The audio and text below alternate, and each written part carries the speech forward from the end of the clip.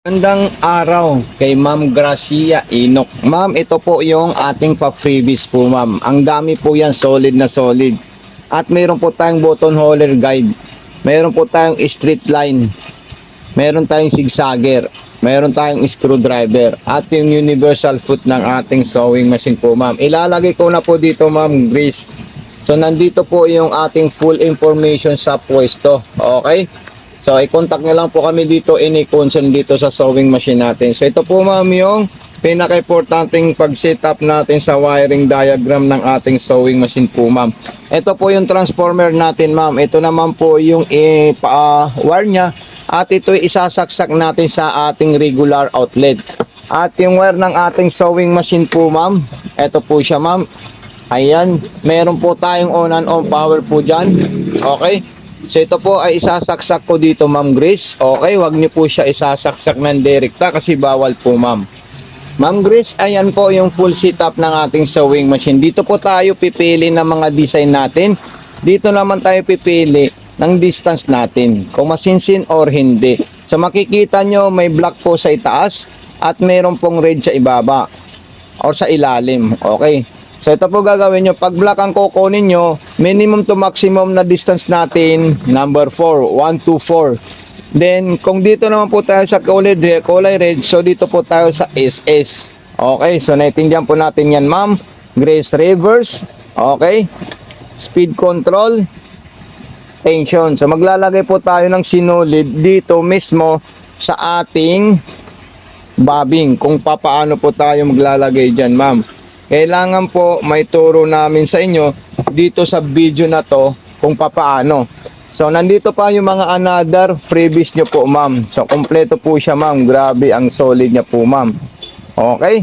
So ayan po siya ma'am. Then pag maglalagay tayo ng bobbing, tatanggalin natin yan. Nat-open po siya. Pag hindi siya umopin, sungkitin na lang po ma'am. Okay. So ito po yung ating winder po ma'am.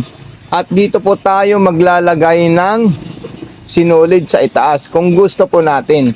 Ayan, so tatanggalin ko lang muna yan ma'am. So ito po yung sinulid ko ma'am, itatali ko po dito ma'am at itutulak ko po dyan. Okay, so para makapagpundo po tayo ng sinulid. So ganito po siya ma'am, ipupush natin yan ma'am at kikita nyo po siya, umiikot po siya. Ibig sabihin all goods, all function itong sewing machine natin ma'am Grace. So napaka-solid at napaka-smooth ang performance ng ating Janumi. Grabe, ang solid talaga nito ma'am. Okay, so ayan, stop ko po siya ma'am. Then tatanggalin ko po siya ma'am.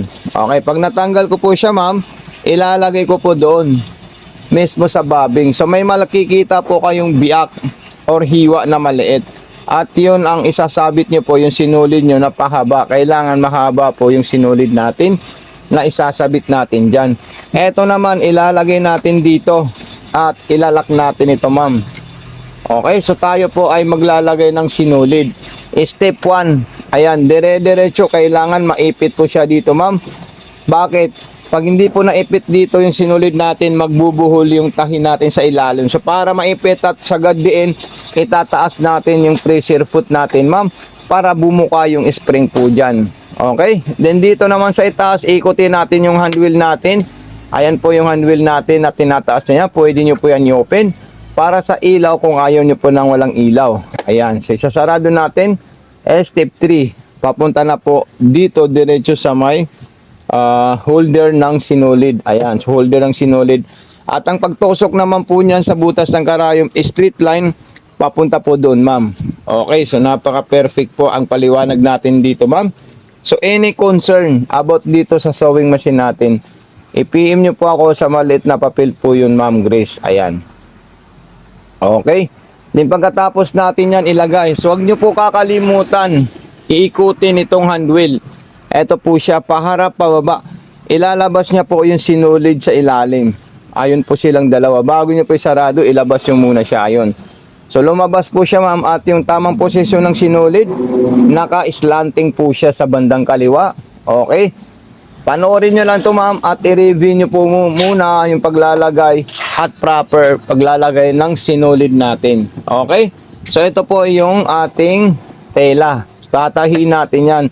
Straight line muna tayo na kulay black. So dito tayo magsisimula sa maliit or 1, 2, 3, 4. button start. So ayan po siya.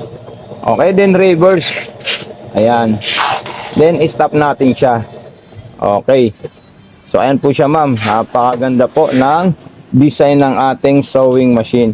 And kung gusto nyo po masinsin, pwede nyo po ito ilagay sa number 2 or number 1. Ayan po siya ma'am. Masinsin po yan ma'am. Okay, so kukuha naman po tayo ng zigzag. Ayan. At gagawa po tayo ng mga pang-garterize natin mamaya po ma'am Grace. Ayan. Okay. Okay, so next po, pang-garterize po natin. Ayan po siya. Okay, so pwede nyo po ito isagad para mas maganda po siya tingnan.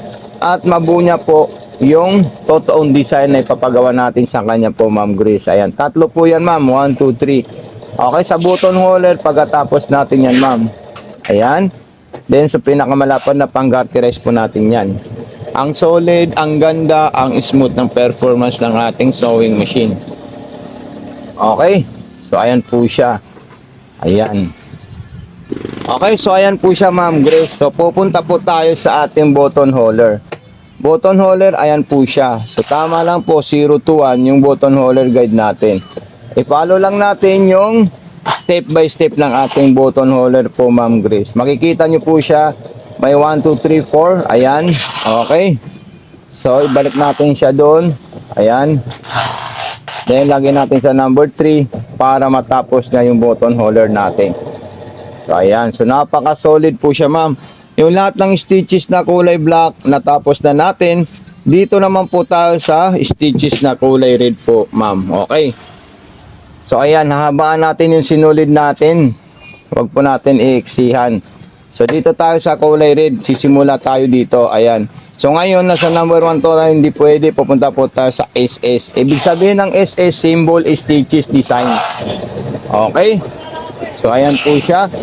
Sunod naman natin, yung pang-aging. Dalawang klase yung pang-aging niya. Para sa manipis at para sa makapal na tela. Ayan yung para sa manipis na tela po, ma'am. Ito naman para po sa malapad na tela or makapal na tela like maong. Okay. So, ayan po siya. Then, doon naman po tayo sa malaking aging. Ayan. At meron din po yung double zigzag, double straight line. Ito pong sunod-sunod dito, ma'am. Okay. So, double zigzag po tayo. Ayan. Para makita natin siya. Okay. So, napaka-solid po ang ating sewing machine po, ma'am Grace. Okay. Huwag niyo po kalimutan i-unbox itong sewing machine natin. Kasi importante po sa amin yun na makita po namin yung unboxing ng sewing machine namin para po magawa po namin yan ng full video tutorial po ma'am. Okay? At gusto po namin yon i-upload sa aming YouTube pag may mga customer po kayong nagsisend sa amin ng unboxing unit. Doon po na mapapatunayan at makikita ng mga ibang seller ay mga ibang bibili na talagang legit po si Mato Sewing Machine. So, salamat, God bless, and more power po, Ma'am Grace.